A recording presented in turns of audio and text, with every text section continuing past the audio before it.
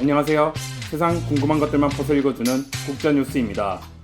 대한민국 정부가 추진해왔던 세계 지도상의 동해 표기에 대해 국제수로기구 IHO가 곧 입장 발표가 있을 예정이어서 큰 화제가 되고 있습니다. 대한민국에서는 동해 수호 노력의 결과가 나올 예정이어서 한국 국민의 관심이 그 어느 때보다 고조되고 있는데요. 그럼 자세히 알아보겠습니다. 그동안 세계에서 단독으로 사용되었던 일본의 표기를 동해와 일본의 두 나라 공동 표기를 두고 다가오는 11월에 열리는 국제수로기구 총회에서 숫자 표기라는 형식으로 결론날 전망입니다. IHO는 바다를 특정 지명 대신 숫자로 표기하는 것을 제안하고 있으며, 만약 이 안건이 통과하게 되면 일본은 향후 IHO의 표기를 근거로 삼던 동해를 일본해라고 주장해왔던 것이 어려워집니다. IHO가 발간했었던 해안과 바다의 경계를 대체하는 새로운 표준이 도입되기 때문에 일본의 주장에 설득력이 없어지는 것이지요. 일본 정부는 IHO의 제안으로 겉으로는 숫자 표기 방식을 지지한다고 말했지만 실제로는 속이 타들어가고 있는 실정입니다. 동해에 대한 최고의 기록은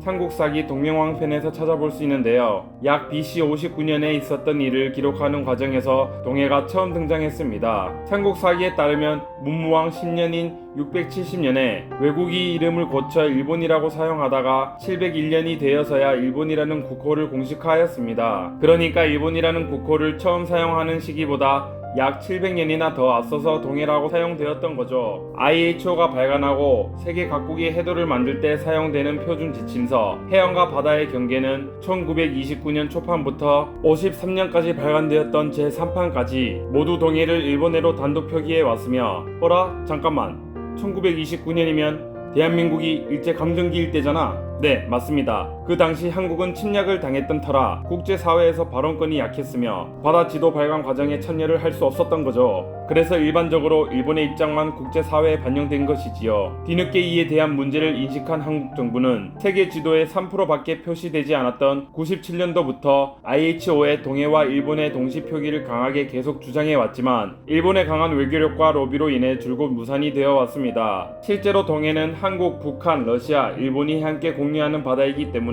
어떠한 나라의 이름을 붙여 사용하는 것은 옳지 않습니다. 이런 경우 하나의 이름이 정해질 때까지 각 나라에서 사용되는 이름을 함께 사용하는 것이 국제적 원칙인데 말이죠. 그런데 일본은 일본해만 사용해야 한다고 국제사회에 강하게 이야기하고 있으며 치밀하고 교묘하게 일본해라고 홍보도 하고 있었습니다. 실제로 해외에 있는 일본 대사관 및 영사관 직원들은 일본해가 적혀있는 지도를 다른 외교관들에게 선물하며 지도가 잘 보이게 전시할 곳까지 위치를 노골적으로 말을 한다고 합니다. 그러니까 사람들에게 일본해라는 것을 자연스럽게 노출시키고 그걸 본 사람들은 세뇌까지 당하게 하는 치밀한 홍보 전략을 펼쳐왔던 거죠. S23은 안타깝게도 50년 가까이나 일본의 방해로 인해 개정이 되지 못했었죠. 2002년에 완성된 4차 개정판 최종 초안은 동해 부분을 아예 백지로 남겨뒀을 정도입니다. 이렇게 동해 표기를 줄곧 막았던 일본은 단독 명칭인 일본해가 곧 사라질 예정이니 머리가 매우 아플 지경입니다. 세계 지도에서 동해 공동 표기가 28%가 넘어가고 대한민국 국력과 외교력이 점점 강해지니 IHO는 이 사안에 대해 팔짱만 낀 채로 방관하기에는 부담이 됐고, 결국 IHO는 2017년 4월 열린 총회에서 관계국 간 비공식 협의를 하고 그 결과를 2020년 총회에서 보고받기로 결단을 내립니다. 남북한 그리고 일본은 IHO 사무국장 주재로 지난해 4월과 10월 열린 두 차례 협의에서도 일본의 강한 반대에 합의에 이르지 못하자, 이에 IHO 사무총장은 바다를 지명 대신 고유한 숫자로 식별하자는 시스템을 도입하자는 초유의 카드를 내놓게 됩니다. 요즘 같은 디지털화 시대에는 이름보다 숫자가 지리 정보 시스템을 활용하는 데 있어서 더 유용하지 않냐, 그러면서 모든 바다에 고유의 숫자를 도입해야겠다며 사무총장이 모든 바다라는 전제를 깔고 말을 하자 외교력과 로비에 강한 일본도 더 이상 억지 주장을 할 수가 없게 된 것입니다.